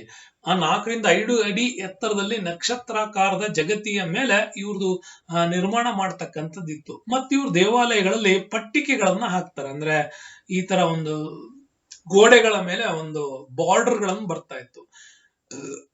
ಅತ್ಯಂತ ಕೆಳಗಡೆಯ ಬಾರ್ಡರ್ ಅಲ್ಲಿ ಆನೆಯ ಚಿತ್ರಗಳನ್ನು ಹಾಕಿರ್ತಾರೆ ಕಂಪ್ಲೀಟ್ ಆಗಿ. ಅಂದ್ರೆ ಶಕ್ತಿ ಸುಧಾರಣವಾದ ಒಂದು ಪ್ರತೀಕವನ್ನ ಪ್ರತಿಬಿಂಬಿಸೋದು. ಹಂಗಾಗಿ ಆನೆಯ ಚಿತ್ರಗಳು ಇರ್ತಾ ಇತ್ತು. ಆನೆಯ ಪಟ್ಟಿಕೆಯ ಮೇಲೆ ನೀವು ನೋಡ್ಬೋದು ಕುದುರೆಯ ಚಿತ್ರಣ ಇರ್ತವೆ. ಓಕೆ, ಕುದುರೆಯ ಚಿತ್ರಣವನ್ನ ಇಲ್ಲಿ ಯಾಕೆ ಹಾಕಲಾಗಿತ್ತು ಅಂತಂತಂದ್ರೆ ಪ್ರವರ್ತಕ, ಮುಂದಿನ ಪ್ರಚೋದನೆ, ಹೋರಾಟಕ್ಕೆ ಸಿದ್ಧತೆ, ಅವಲಂಬನೆ, ಇನ್ನೊಂದು ಸಾಮ್ರಾಜ್ಯದ ವಿಸ್ತರಣೆ, ಇದುಗಳ ಬಗ್ಗೆ ಹೇಳ್ತಕ್ಕಂಥದ್ದು ಕುದುರೆಯ ಚಿತ್ರಗಳನ್ನ 2ನೇ ಪಟ್ಟಿಕೆಯಲ್ಲಿ ಹಾಕ್ತಾ ಇದ್ರು. ಸೊ ಅದರ 3ನೇ ಬಾರ್ಡರ್ನ ಏನಾಗ್ತಾ ಇದ್ರು ಅಂತಂದ್ರೆ ಹೂಗಳು ಮತ್ತೆ ಬಳ್ಳಿಗಳನ್ನ ಹಾಕ್ತಾ ಇದ್ರು. ಇದನ್ನ ಹಾಕುವ ಸಂಸ್ಕೃತಿ ಏನು ಅಂತಂದ್ರೆ ಪ್ರವರ್ತನೆ, ಬೆಳವಣಿಗೆಯ ಹಾದಿಯಲ್ಲಿದ್ದೀವಿ, ಹೊಸದಾಗಿರ್ತಕ್ಕಂತಹ ಅಭಿವೃದ್ಧಿಯನ್ನ ಸೂಚಿಸ್ತೀವಿ ಅಂತೇಳಿ ಇದು. ಅದಾದ ಮೇಲೆ ಗೋಡೆಗಳ ಜಾಯಿಂಟ್ ಏನಾಗ್ತಾ ಇತ್ತು, ಈ ಗೋಡೆಗಳ ಈ ಜಾಯಿಂಟ್ ಭಾಗದಲ್ಲಿ ಈ ಜಾಯಿಂಟ್ಗಾಗಿ ಅವ್ರು ಹಾಕ್ತಾ ಇದ್ದಿದ್ದೆ ಶಿಲಾಬಾಲಿಕೆಗಳು. ಓಕೆ, ಈ ಒಂದು ದೇವಾಲಯದ ಜಾಯಿಂಟ್ ಡೆಕ್ಷನ್ಸ್ ಏನ್ ಬರ್ತದೆ, ಈ ಜಾಯಿಂಟ್ ನ ಏರಿಯಾದಲ್ಲಿ ಅವ್ರು ಹಾಕ್ತಾ ಇದ್ದಿದ್ದು ಶಿಲಾಬಾಲಿಕೆಗಳು. ಅದರಲ್ಲೂ ಕೂಡ ನೀವು ನೋಡಿದಿರಿ ಕನ್ನಡಿಯ ಸುಂದರಿಯ ಶಿಲಾಬಾಲಿಕೆಗಳು, ತನ್ನ ಜಡೆಯನ್ನ ರೆಡಿ ಮಾಡ್ಕೊಳ್ತಾ ಇರುವಂತ ಸುಂದರಿಯರು. ಹಿಂಗಾಗಿ ಸುಮಾರು ಒಂದು 68 ವೈವಿಧ್ಯಮಯ ರೀತಿಯ ಅಂತ ಹೇಳ್ತಾರೆ. ಪರ್ಟಿಕ್ಯುಲರ್ ಆಗಿ ಇಷ್ಟೇ ಅಂತ ಹೇಳಲಿಕ್ಕೆ ಆಗಲ್ಲ, ಅವ್ರೊಂದು ಸ್ಲೈಟ್ ಡಿಫ್ರೆನ್ಸ್ ಅನ್ನ ತೋರಿಸಿ ನಮ್ಗೆ ಹೇಳ್ತಾರೆ. ಅಷ್ಟೊಂದು ವೈವಿಧ್ಯಮಯವಾಗಿರ್ತಕ್ಕಂಥ ಶಿಲಾಬಾಲಿಕೆಯ ವೈವಿಧ್ಯಮಯವಾಗಿರ್ತಕ್ಕಂಥ ಚಿತ್ರಗಳನ್ನ ನಮ್ಗೆ ಅವು ತೋರಿಸ್ತವೆ. ಮತ್ತೆ ಇವತ್ತು ಕೂಡ ಅಷ್ಟೇನೆ ದೊಡ್ಡ ದೊಡ್ಡ ಮಲ್ಟಿನ್ಯಾಷನಲ್ ಕಂಪನಿಗಳು ಏನ್ ತಮ್ಮ ಸೀರೆ ಬಾರ್ಡರ್ ಗಳನ್ನ ತಗೋಬರ್ತಾರೆ, ಆ ಬಾರ್ಡರ್ ಗಳನ್ನ ಅವ್ರು ಎಲ್ಲಿಂದ ಜೆರಾಕ್ಸ್ ಟು ಕಾಪಿ ಮಾಡ್ತಾರೆ ಅಂದ್ರೆ ಹೊಯ್ಸಳ ದೇವಾಲಯಗಳಲ್ಲಿ ಈ ತರದ ಪಟ್ಟಿಕೆಗಳ ಕಲಾ ವಿನ್ಯಾಸಗಳನ್ನ ಈಗಲೂ ಕೂಡ ಏನ್ ಮಾಡ್ತಾ ಇದ್ದಾರೆ, ಕಾಪಿ ಮಾಡ್ತಾರೆ. ಅದಕ್ಕೋಸ್ಕರನೇ ಈ ದೇವಾಲಯಗಳಲ್ಲಿ ಮೊಬೈಲ್ ಚಿತ್ರೀಕರಣ ಅದನ್ನೆಲ್ಲ ಬೇಡ ಅಂತ ಇರೋದು. ಆದ್ರೂ ಕೂಡ ಕದ್ದು ಮುಚ್ಚಿ ನಡೀತಾನೆ ಇರ್ತದೆ. ಕಾರಣ ಏನು ಅಂತಂದ್ರೆ ಈ ಶಿಲಾಬಾಲಿಕೆಗಳ ವಿನ್ಯಾಸದ ಚಿತ್ರಣಗಳನ್ನು ಕೂಡ ಬಹಳ ಅದ್ಭುತವಾಗಿ ತೋರಿಸ್ತಕ್ಕಂಥ ಶೈಲಿ ಇವ್ರ ಕಾಲದಲ್ಲಿ ಕೂಡ ಬರ್ತಾ ಇತ್ತು. ಮತ್ತೇನ್ ಮಾಡ್ತಾ ಇದ್ರು ಹೊಯ್ಸಳರು ಏನ್ ಮಾಡ್ತಾ ಇದ್ರು ಅಂದ್ರೆ ಅವರ ಗೋಡೆಗಳ ಮೇಲ್ಭಾಗದಲ್ಲಿ ದೇವಾನುದೇವತೆಗಳ ಚಿತ್ರಗಳನ್ನ ಬಿಡಿಸ್ತಕ್ಕಂಥದ್ದು. ಅದು ದೊಡ್ಡ ರೂಪದಲ್ಲಿ ದೇವಾನುದೇವತೆಗಳ ಚಿತ್ರಗಳನ್ನು ಬಿಡಿಸ್ತಕ್ಕಂಥದ್ದು ಹೊಯ್ಸಳ ಶೈಲಿಯ ಅದ್ಭುತವಾದ ರಚನೆ. ಸಣ್ಣ ಕಲ್ಪನೆ ಅಲ್ಲ, ದೊಡ್ಡ ಕಲ್ಪನೆಯಲ್ಲಿ ಬಿಡಿಸ್ತಕ್ಕಂಥದ್ದು ಇವ್ರ ಕಾಲದಲ್ಲಿ. ಮತ್ತು ಮಹಾನ್ ವಿಗ್ರಹಗಳ ರಚನೆಯಲ್ಲೂ ಕೂಡ ಇವ್ರ ಕೆಲಸಗಳು ಕಂಡು ಬರ್ತಾ ಇತ್ತು. ಇದಿಷ್ಟರ ಜೊತೆಗೆ ಇನ್ ವೆರಿ ಇಂಪಾರ್ಟೆಂಟ್ ಏನ್ ಗೊತ್ತಾ, ಇವರ ಎಲ್ಲಾ ದೇವಾಲಯಗಳಲ್ಲೂ ಕೂಡ ನವರಂಗಗಳನ್ನ ಮಾಡ್ಲಾಗ್ತಾ ಇತ್ತು. ನವರಂಗಗಳು ಅಂತಂದ್ರೆ ನವರಂಧ್ರಗಳು ಅಲ್ಲ, ನವರಂಗಗಳು ಅಂತ ಕೂಡ ಕರಿತೀವಿ. ಹೀಗೆ ಎತ್ತರವಾದ ಜಗತಿ ಇರ್ತಾ ಇತ್ತು. ಈ ಎತ್ತರವಾದ ಜಗತಿಯ ಮೂಲೆ ಭಾಗದಲ್ಲಿ ನೆನಪಿಡಿಕೊಳ್ಳಿ, ಇದರ ಮಧ್ಯ ಭಾಗದಲ್ಲಿ ವೃತ್ತಾಕಾರವಾಗಿ ಒಂದು ರಂಗಮಂಟಪವನ್ನ ಹಾಕ್ತಾ ಇದ್ರು. ಅದನ್ನ ನವರಂಗ ಅಂತ ಕೂಡ ಕರಿತೀವಿ, ನವರಂಗ ಅಂತ. ಮತ್ತೆ ಈ ಭಾಗದಲ್ಲಿ ಅವ್ರದ್ದು ಏನೋ ಗರ್ಭಗುಡಿಗಳು ಬರ್ತಾ ಇದ್ದವು. ಈ ಕಡೆ ಭಾಗದಲ್ಲಿ ಏಕಕೂಟ, ದ್ವಿಕೂಟ, ಚತುಷ್ಕೂಟ, ಪಂಚಕೂಟ ದೇವಾಲಯಗಳನ್ನ ಕೆತ್ತೋದು. ಅದರ ಎದುರು ಭಾಗದಲ್ಲಿ ನವರಂಗಗಳನ್ನ ಕಟ್ಟೋದು. ಈ ನವರಂಗದ ಒಂದು ಕಲ್ಪನೆ ಬಂದಿದ್ದೆ ರಾಣಿ ಶಾಂತಲೆಯ ನಾಟ್ಯದಿಂದ ಅಂತನೂ ಕೂಡ ಕೆಲವರು ಅದನ್ನು ವರ್ಣನೆ ಮಾಡ್ತಾರೆ. ಓಕೆ, ನಾಟ್ಯ ಶಾಂತಲೆಯ ವರ್ಣದ ರೂಪವೇ ಇದು ಆಗಿತ್ತು ಅಂತನೂ ಕೂಡ ಎಕ್ಸ್ಪ್ಲನೇಷನ್ಸ್ ಮಾಡ್ತಾರೆ. ಹಾಗಾಗಿ ನವರಂಗದ ಕಲ್ಪನೆ ಇವರ ಕಾಲದ ಅತ್ಯಂತದ್ದು. ಇನ್ನು ಇವ್ರ ಕಾಲದಲ್ಲಿ ಗರ್ಭಗುಡಿ ಕಟ್ಟೋದು ಕೂಡ ಬಹಳ ಅದ್ಭುತವಾದಂತ ರಚನೆ ಇತ್ತು. ದೇವಾಲಯದಲ್ಲಿ ಗರ್ಭಗುಡಿಗಳನ್ನ ಅದರ ಮುಂದಿನ ಹಜಾರ ಏನ್ ಬರ್ತದಲ್ಲ, ಹಜಾರ, ಅದರ ಹಿಂಭಾಗದ ಗರ್ಭಗುಡಿಯ ಮೇಲ್ಭಾಗದಲ್ಲಿನೇ ಇವರು ಗೋಪುರಗಳನ್ನ ಕಟ್ತಾ ಇದ್ರು. ಗರ್ಭಗುಡಿಯ ಮೇಲ್ಭಾಗದಲ್ಲೇ ಗೋಪುರಗಳನ್ನ ಕಟ್ಟುವ ರೀತಿ ನಾಗರ ಶೈಲಿಯಲ್ಲಿ ಬರ್ತದೆ. ಆ ನಾಗರ ಶೈಲಿಯಲ್ಲಿ ಕಟ್ಟತಕ್ಕಂಥ ದ್ರಾವಿಡ ಶೈಲಿಯಲ್ಲಿ ಗರ್ಭಗುಡಿಯ ಮುಂಭಾಗದ ಹಜಾರದ ಮುಂಭಾಗದಲ್ಲಿ ಗೋಪುರಗಳು ಬರ್ತವೆ. ಬಟ್ ಇವ್ರದು ನಾಗರ ಶೈಲಿಯ ಆರ್ಕಿಟೆಕ್ಚರ್ಸ್ ನ ಮಿಕ್ಸ್ ಮಾಡ್ತಾರೆ, ವೇಸರ ಶೈಲಿಯನ್ನ ಇಂಪ್ಲಿಮೆಂಟ್ ಮಾಡ್ತಾರೆ. ಹಂಗಾಗಿ ಗರ್ಭಗುಡಿಯ ಮೇಲ್ಭಾಗದಲ್ಲಿ ಕಟ್ಟತಕ್ಕಂಥದ್ದಿತ್ತು. ಬಟ್ ಗರ್ಭಗುಡಿಯ ಮೇಲ್ಭಾಗದಲ್ಲಿ ಕಟ್ಟುವಾಗ್ಲೂ ಕೂಡ ಅವ್ರು ಅದನ್ನ ಯಾವ ರೀತಿ ಕಟ್ತಾ ಇದ್ರು ಅಂತಂದ್ರೆ, ಒಂದು ನಕ್ಷತ್ರಾಕಾರದ ರೂಪವನ್ನ ಹೊಂದಿರ್ತಾ ಇದ್ವು. ಸ್ಟಾರ್, ಒಂದು ಸ್ಟಾರ್ ಆಕ್ಷನ್ಸ್ ಅಂತ ಕರಿತೀವಿ. ನಕ್ಷತ್ರಾಕಾರದ ರೂಪದಲ್ಲಿ ಕೆಳಗಡೆ ಪಟ್ಟಕದಿಂದ ಮೇಲ್ಮಟ್ಟದವರೆಗೂ ಕೂಡ ಅದರ ಪಂಚಶಿಖಗಳನ್ನ ನೀವು ನೋಡುವಾಗ್ಲೂ ಕೂಡ ಅದು ನಕ್ಷತ್ರ ರೂಪದಲ್ಲೇ ಕಾಣ್ತಾ ಇತ್ತು. ಅಂದ್ರೆ ಗೋಪುರಗಳನ್ನ ಏನ್ ಕಳಿತೀವಲ್ಲ, ಆ ರೀತಿ ಕಟ್ಟುವಂತಹ ಸೂಪರ್ ಆರ್ಕಿಟೆಕ್ಚರ್ಸ್ ನ ಕಂಡುಹಿಡಿದವ್ರೆ ಹೊಯ್ಸಳರು ಅಂತನೂ ಕೂಡ ನಾವು ಇದನ್ನ ಹೇಳ್ಬೋದು. ಓಕೆ, ಇಷ್ಟು ನಿಮ್ಗೆ ಹೊಯ್ಸಳರ ಲಕ್ಷಣಗಳು ಬೇಕು. ಇನ್ನು ಪ್ರತಿಯೊಂದು ದೇವಾಲಯಗಳ ಬಗ್ಗೆ ನೀವೇನಾದ್ರೂ ಸ್ವಲ್ಪ ನೋಡೋದಾದ್ರೆ ನೋಡಿ, ಬೇಲೂರು ದೇವಾಲಯ ಕಪ್ಪೆ ಚೆನ್ನಿಗರಾಯನ ಬಗ್ಗೆ ನಿಮ್ಗೆ ಹೇಳಿದೆ. ದೇವಾಲಯ ಶಾಂತಲೆಯಿಂದ ನಿರ್ಮಾಣ ಆಗತ್ತೆ. ಇನ್ನು ಚೆನ್ನಕೇಶವ ದೇವಾಲಯ ನಿಮಗೆ ಗೊತ್ತಿದೆ, ಚೋಳರ ಮೇಲಿನ ಅಪೂರ್ಣ ಯಶಸ್ಸು, ಅದು ಪೂರ್ಣ ಯಶಸ್ಸಿಗಾಗಿ ಚೆನ್ನಕೇಶವ ದೇವಾಲಯವನ್ನು ಕಟ್ತಾರೆ. ಇದನ್ನೇ ಫರ್ಗ್ಯೂಷನ್ಸ್ ಅವ್ರು ಏನ್ ಅಂತಂದ್ರೆ, ಪರಿಶ್ರಮದ ಅಪಾರತೆ ವಿಶ್ವದ ಮತ್ತೊಂದು ಕಡೆ ಇಲ್ಲ ಅಂತ. ಈ ದೇವಾಲಯವನ್ನ ಕಟ್ಟುವಾಗ ಬಂದಂತ ಪರಿಶ್ರಮದ ಅಪಾರತೆ ನಮ್ಗೆ ಬೇರೆ ಕಡೆ ಸಿಗಲ್ಲ ಅಂತ. ಮತ್ತೆ ಈ ಹೊಯ್ಸಳ ಶೈಲಿಯಲ್ಲಿ ಬಹಳಷ್ಟು ದೊಡ್ಡ ಸಂಶೋಧನೆ ಮಾಡಿದವ್ರೆ ಡಾಕ್ಟರ್ ಎಂ.ಎಚ್. ಕೃಷ್ಣ ಅವರು. ಓಕೆ, ಈ ಎಂ.ಎಚ್. ಕೃಷ್ಣ ಅವರು ಬರೀತಾರೆ ಲಲಿತ ಕಲಾ ಸಂಗ್ರಹಾಲಯ. ನೆನಪಿಡುಗಳ ಇಂಥವೇ ನಮ್ಗೆ ಮುಂದಿನ ದಿನಗಳಲ್ಲಿ ಇವೇ ಪ್ರಶ್ನೆಗಳು ನಮಗೆ ಬರ್ತವೆ. ಇವನ್ನೇ ಸ್ಟೇಟ್ಮೆಂಟ್ಗಳನ್ನೇ ಕೇಳೋದು. ಫರ್ಗ್ಯೂಷನ್ಸ್, ಪರಿಶ್ರಮದ ಅಪಾರತೆ ವಿಶ್ವದ ಮತ್ತೊಂದು ಕಡೆ ಇಲ್ಲ ಅಂತೇಳಿ ಯಾವ ದೇವಾಲಯವನ್ನ ಕಂಡು ಹೊಗಳಿದ್ದಾರೆ ಅಂದ್ರೆ ಚೆನ್ನಕೇಶವ ದೇವಾಲಯವನ್ನ. ಇನ್ನು ಹೊಯ್ಸಳರ ಬಗ್ಗೆ ಬಹಳ ದೊಡ್ಡ ಸಂಶೋಧನೆ ಮಾಡಿದಂತವ್ರು ಡಾಕ್ಟರ್ ಎಂ.ಎಚ್. ಕೃಷ್ಣ ಅವರು. ಸೊ ಅವರು ಕೂಡ ಹೇಳ್ತಾರೆ ಲಲಿತ ಕಲಾ ಸಂಗ್ರಹಾಲಯ ಅಂತ ಹೇಳಿ ಯಾವುದನ್ನ ಕರೀತಾರೆ ಅಂದ್ರೆ ಬೇಲೂರನ್ನ ಕರೀತಾರೆ ಅಂತ.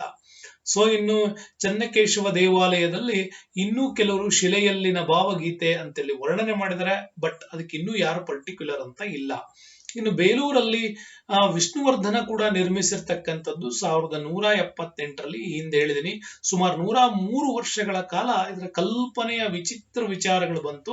ನಾನು ನಿಮ್ಗಾಗಲೇ ಹೇಳಿದೆ, ಈ ದೇವಾಲಯಗಳಲ್ಲಿ 42 ಕಂಬಗಳನ್ನ ಹೊಂದಿದೆ. ಪ್ರತಿ ಕಂಬದಲ್ಲೂ ಕೂಡ ಒಂದು ವೈಶಿಷ್ಟ್ಯ ಮಾದರಿಯನ್ನ ಕೆತ್ತಲಾಗಿದೆ. ಹಂಗಾಗಿ ಬೇಲೂರನ್ನ ಒಳಹೊಕ್ಕು ನೋಡು ಅಂತ ಕೂಡ ಹೇಳ್ತಾರೆ.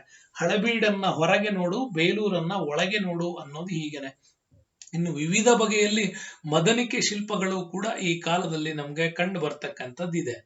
ಇನ್ನು ಹಳೆಬೀಡಿಗೆ ಬರೋಣ ಸ್ನೇಹಿತರೆ. Halebidu very important. Percy Brown ಅವರು ಹೇಳ್ತಾರೆ ಇದ್ರ ಬಗ್ಗೆ ಒಂದು ಸ್ಟೇಟ್ಮೆಂಟ್. ಭಾರತೀಯ ವಾಸ್ತುಶಿಲ್ಪದ ಸರ್ವೋಚ್ಚ ಪರಾಕಾಷ್ಠತೆ. ನೆನಪಿಟ್ಕೊಳ್ಳಿ, ಈ ಡೈಲಾಗ್ಗಳು ನೆನಪಿಟ್ಕೊಳ್ಳಿ ಅಷ್ಟೇ. ಭಾರತೀಯ ವಾಸ್ತುಶಿಲ್ಪದ ಪರಮೋಚ್ಚ ಅಥವಾ ಸರ್ವೋಚ್ಚ ಪರಾಷ್ಟಕತೆಯನ್ನ ಮೆರೆದಿರೋದು ಇಲ್ಲೇ ಅಂತ. ಬಟ್ ಇಲ್ಲಿ 2 ದೇವಾಲಯಗಳಿದೆ, 2 ಭಾಗಗಳು ಒಂದೇ ರೀತಿಯಾಗಿಲ್ಲ ಅನ್ನೋದು ನೆನ್ಪಿಡ್ಕೋಬೇಕು.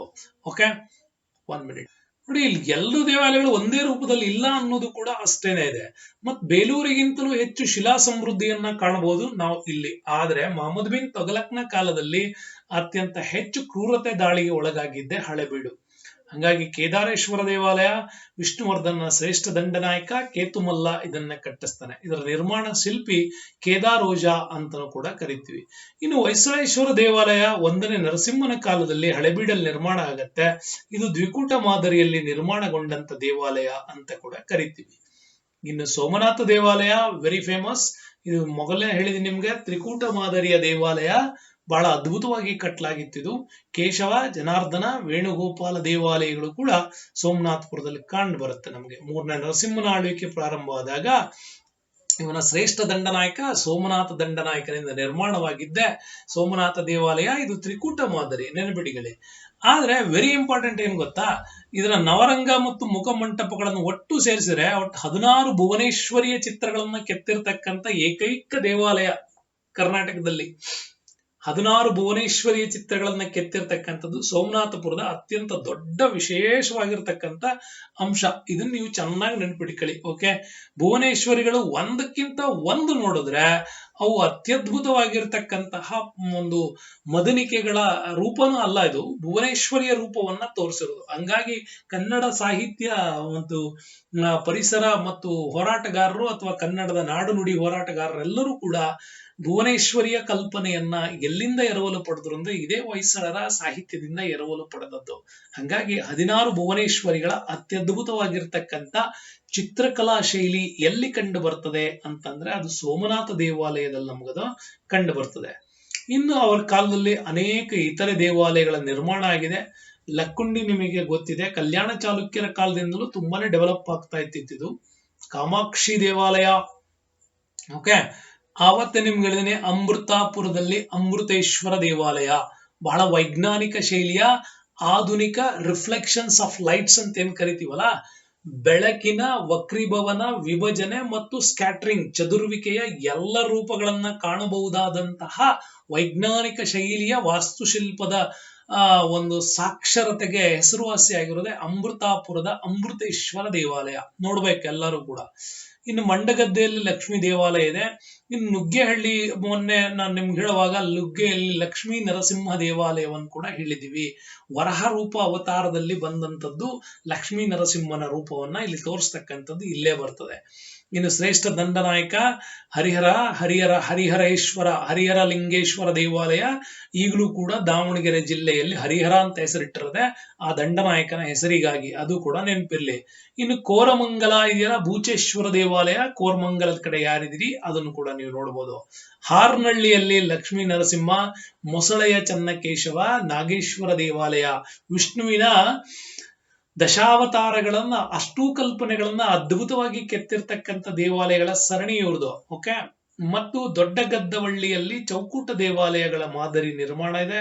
ಇನ್ನು ಗೋವಿಂದಹಳ್ಳಿಯಲ್ಲಿ ನಿಮ್ಗೆ ಹೇಳಿದೆ, ಜೊತೆಗೆ ಬೆಳವಾಡಿಯಲ್ಲಿದೆ, ಹೊಸಹೊಳಲಲ್ಲಿದೆ, ಶ್ರವಣಬೆಳಗೊಳದಲ್ಲಿದೆ, ಭದ್ರಾವತಿಯಲ್ಲಿದೆ, ಅರಸೀಕೆರೆನಲ್ಲಿದೆ, ಮೂಡಿಗೆರೆಯಲ್ಲಿ ಕೂಡ ಇದೆ. ಇಲ್ಲೆಲ್ಲ ಕೂಡ ಇವರ ಕಾಲದ ಶ್ರೇಷ್ಠ ದೇವಾಲಯಗಳ ಅತ್ಯದ್ಭುತವಾಗಿರ್ತಕ್ಕಂಥ ರೂಪಗಳನ್ನ ನಾವು ಇಲ್ಲಿ ಕಾಣಬಹುದು ಅನ್ನೋದು ಕೂಡ ಅಷ್ಟೇ ಫೇಮಸ್ ಆಗಿರ್ತಕ್ಕಂಥ ವಿಚಾರ ಅಂತ ಕೂಡ ನಾವು ಇದನ್ನ ಹೇಳ್ತೀವಿ. ಹಂಗಾಗಿ ನಮ್ಗೆ ಈ ಕೋರಮಂಗಲದಲ್ಲಿ ತುಂಬಾನೇ ವಿಚಾರ ಇದೆ.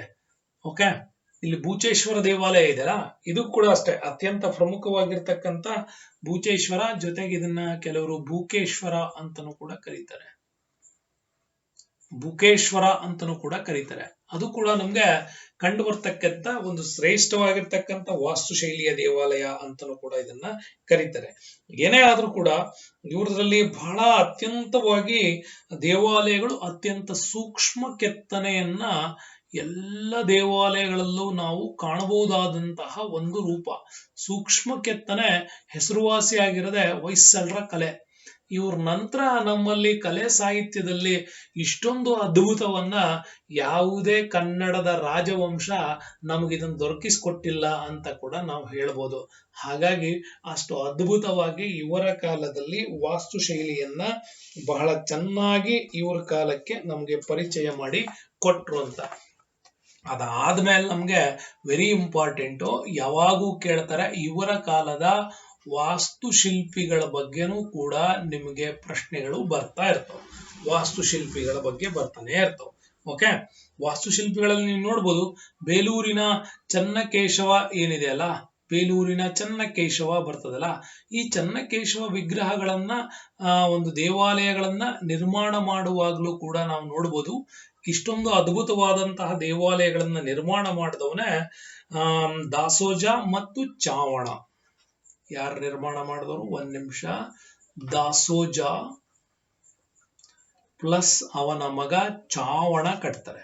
ದಾಸೋಜ ಮತ್ತು ಚಾವಣನಿಂದ ನಿರ್ಮಾಣವಾದಂತ ದೇವಾಲಯವೇ ಈ ಒಂದು ಬೇಲೂರಿನ ಒಂದು ಚನ್ನಕೇಶವ ದೇವಾಲಯ. ಆ ಕಾಲದಲ್ಲಿ ನಿರ್ಮಾಣವಾದಂತಹ ಅತ್ಯದ್ಭುತವಾಗಿರ್ತಕ್ಕಂಥ ಕಲಾಕೃತಿ ಅಂತಲೂ ಕೂಡ ನಾವು ಹೇಳ್ತೀವಿ. ಅದ ಒಂದಕ್ಕೆ ನಮ್ಗೆ ಪರ್ಫೆಕ್ಟ್ ಆಗಿ ಹೇಳ್ತಾರೆ.